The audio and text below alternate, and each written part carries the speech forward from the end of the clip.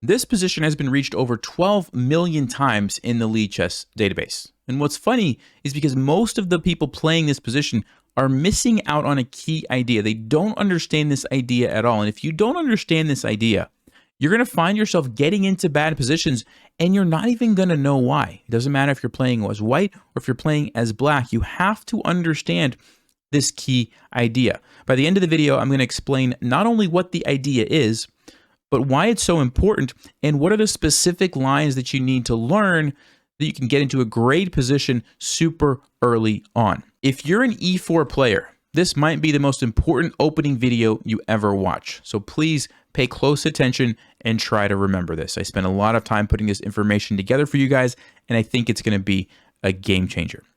Before we jump right in, I do want to show you my brand new chess set. This might look like a regular wooden chess set, but it's not, because this wooden chess set is connected to my chess.com account, and I'm playing a game against Martin right now, but I don't even have to touch my phone or even look at my phone. All I have to do is move the piece, it's going to relay the move, and it's going to light up what Martin is going to do.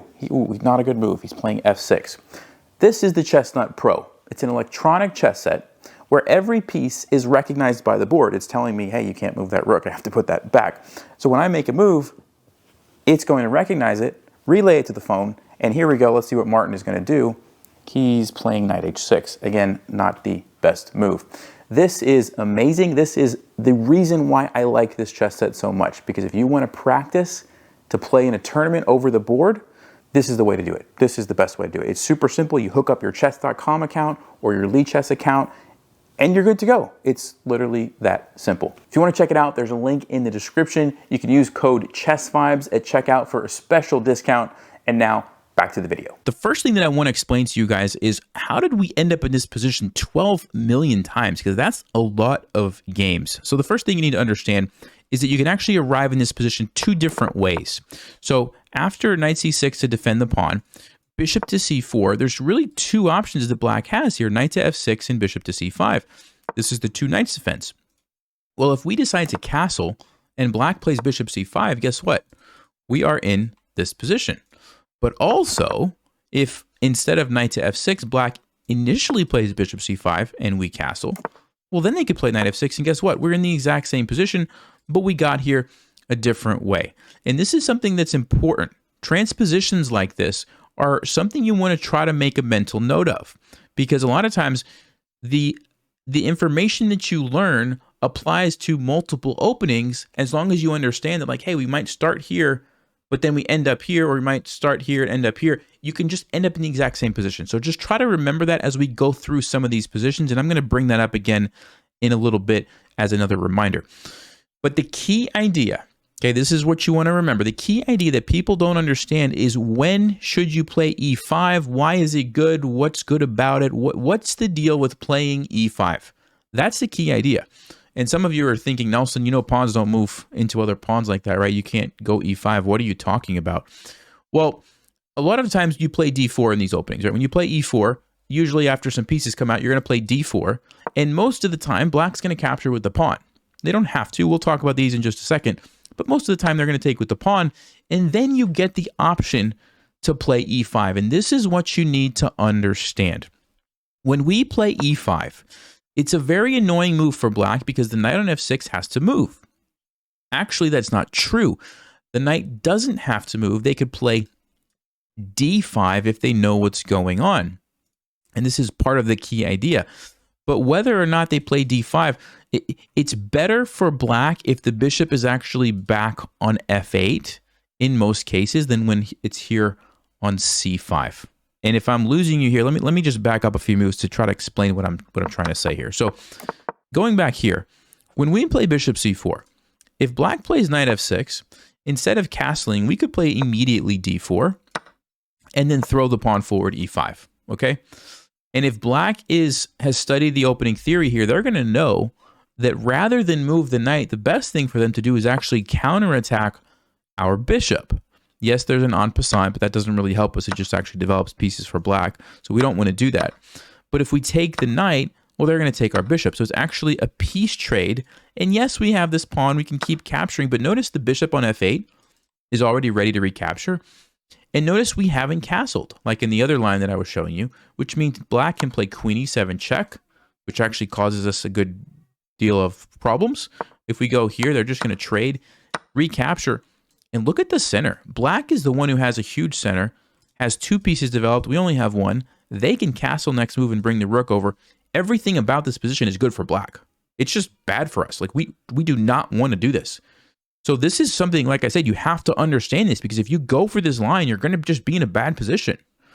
So what is so different, going back to the main line that we're going to be talking about today, what is so different about now playing e5? Well, like I said, we've castled and black has played bishop c5, which actually is not that great for black, because now if they play d5, guess what? We take, they take. Notice this is a much more powerful threat. There's no bishop sitting there to defend it. That's one thing. The other thing, we're already castled, which means we can immediately start to put pressure with our rook on black's king. So it seems like a subtle thing, almost like it doesn't even matter. Like, who cares if the bishop's on f8 or if it's on c5? It doesn't really matter. No, it makes a big difference. And this is what I really want you guys to take away from this video, okay? But you also need to understand a little bit more of the specifics, of the details of like, okay, well, how do we really take advantage of this if this is what's going to happen? So, but before I do that, I want to just talk about one other thing. When we play e5, not everybody knows that they're supposed to play d5. There's 2 types of people. The people who understand, like, yes, if they play e5, I should play d5. And then there's people who are like, okay, well, my knight's under attack. I'll just move my knight. They don't understand. Maybe they've never seen this idea of d5, or they don't understand why it's good. They're afraid of en passant, whatever. So let's actually start here. I want to show you, against those people who don't know about d5, what can you do? How do you get into a really great position? And then we're going to circle back and we'll talk about the people who do understand that they're supposed to play d5. Okay? So does that make sense? Let's go ahead and jump in. So they're like, okay, my knight's under attack. I have to move it. You can't go to d5. It literally just gets captured. That's a free piece. Okay. You could go back to g8, but that's not a good move for black, and I don't think you're going to see it very often because most people don't want to move the knight just back where it came from. If they do, the simplest thing, knight to g5, you attack here. If they try to capture with the knight to defend, you actually just eliminate the knight from the game with the pin, and you still have your threat. It's bad for black. And if they go knight h6 trying to defend this way, I want you to play the move rook to e1, which is actually a crazy looking move. But what you're doing is eliminating these pawns from the game, because if black tries to use them, boom, you immediately activate the rook. Same thing if they play a move like f6, boom, you activate the rook. And black is in trouble. Black's going to be losing the game in a few moves. So by doing this, you're kind of shutting down these 2 pawn moves, which is a big deal. And so most people here are going to castle, but that allows you a very nice move, queen to d3, threatening checkmate. If you look carefully, there's only one good way for black to stop that, g6. And then we slide the queen over here, lining up on the knight. If the knight moves, we have checkmate right away. So only thing they can really do, defend with the king. And now you have a beautiful queen sacrifice, setting up the discovered check. And by the way, I'm going to give you guys all these lines, so don't worry about memorizing this. Just try to understand the ideas. Okay, look at this. Double check.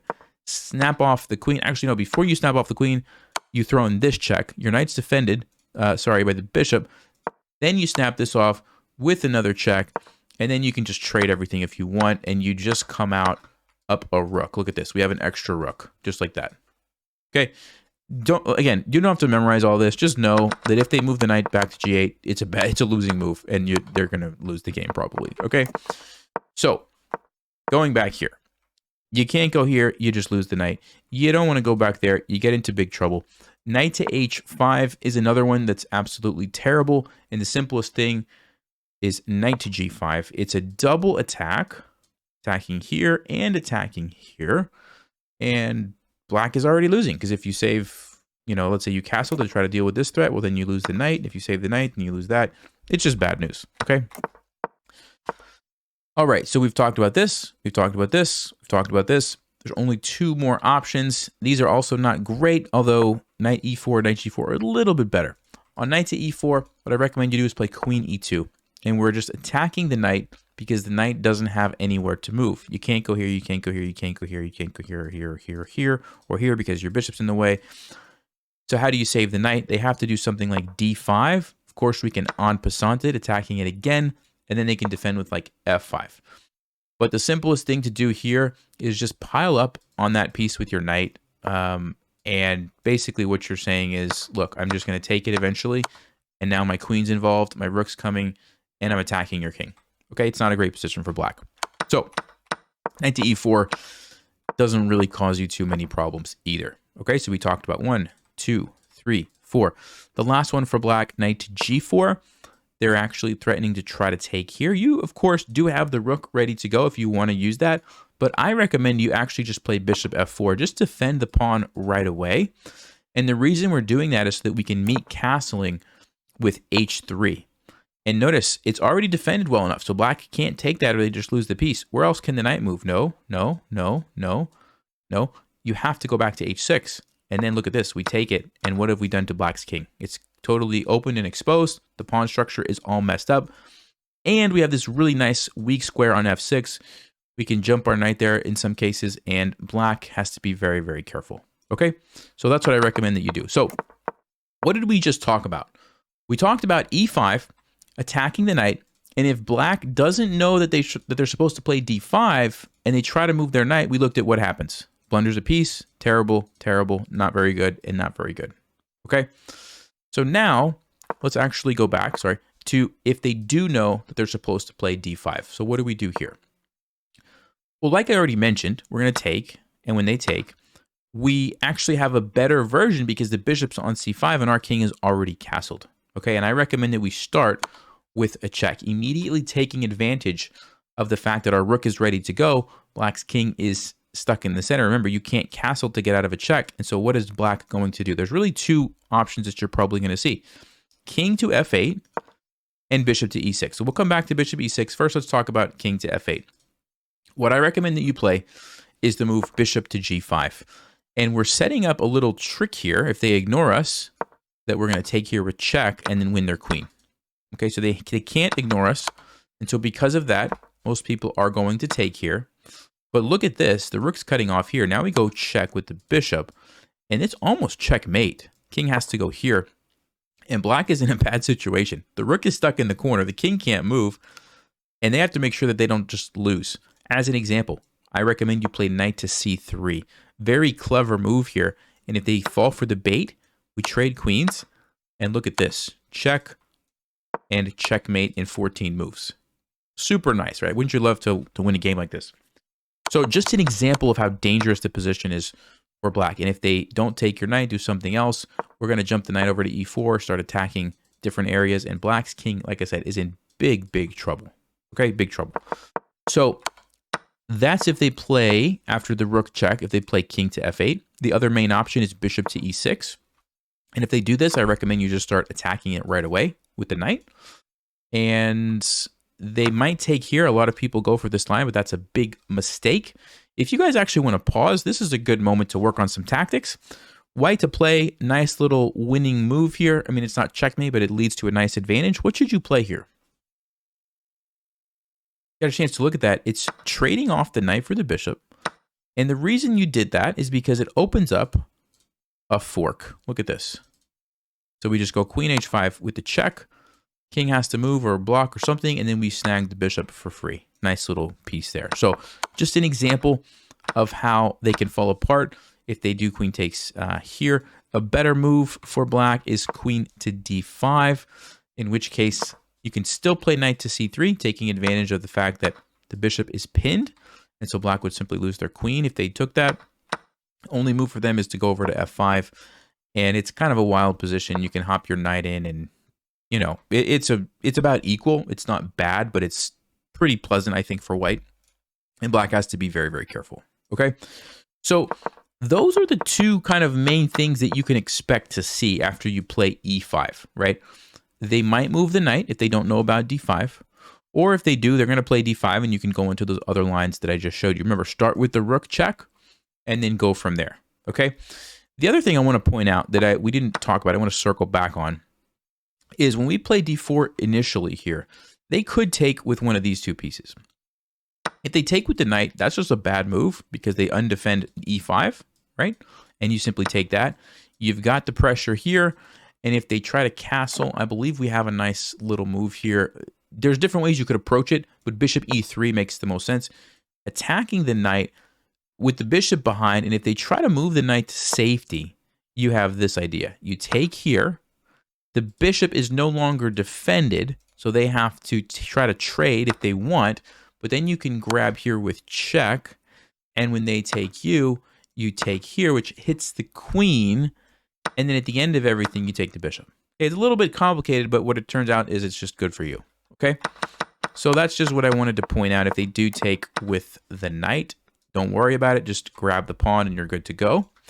And the best move for black is actually to take with the bishop, in which case, you know, you could probably just trade, play bishop g5. You're lining up here. If they try to castle, I recommend f4, and you try to attack here. This is going to be your plan. It's about equal. Still, I think it's a lot of fun for white, but those are the better options for black. However, remember, most people are not going to do that. Most people are going to take with the pawn. Now, one more important thing here. This is if we start the game from this position right here. You could also start the game from a Scotch gambit and end up in the exact same thing. It goes back to what I was talking about earlier about transitions, or transpositions, I guess is the technical word. Let me show you what I mean. E4, E5, Nf3 Nc6. If you don't want to play the Italian game, you could start with the Scotch. And when they take you, you play bishop c4. This is the Scotch gambit. And now, if they play these two moves in any order, let's just say knight f6, castles, and bishop c5, guess what? This is the exact same position. We just got here in a different way, right? But this is exactly what I was talking about. Those transpositions are very, very important. And now we go e5, and we go on with all the lines that I just showed you. If they move the knight or if they play d5, blah, blah, blah, you're going to get into a great position and probably win. So, to summarize, the key idea is e5 is better for you if the bishop's already been moved to c5 than if it's still sitting on f8.